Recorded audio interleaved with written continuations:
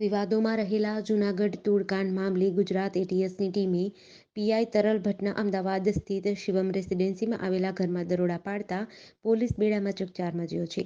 તરલ ભટ્ટે માધુપુરમાં ઝડપાયેલા ક્રિકેટ સટ્ટાકાંડમાં વિવાદિત ભૂમિકા ભજવી હતી અને હવે જૂનાગઢમાં પણ થયેલા તોડકાંડમાં તેમનું નામ ઉછળ્યું છે. આજે ગુજરાત એટીએસની ટીમે તરલ ભટ્ટના ઘરે પહોંચી પરિવારની પૂછપરછ કરી હતી.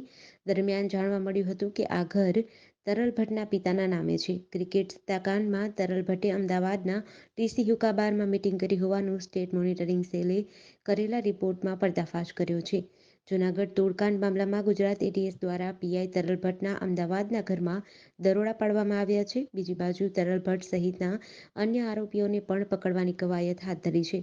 મહત્વનું છે કે જૂનાગઢ તોડકાંડની ફરિયાદ પીઆઈ તરલ Bhatt, SOG PI am Gohil અને એએસઆઈ દીપક જાની વિરુદ્ધ 26મી જાન્યુઆરીના રોજ નોંધવામાં આવી હતી.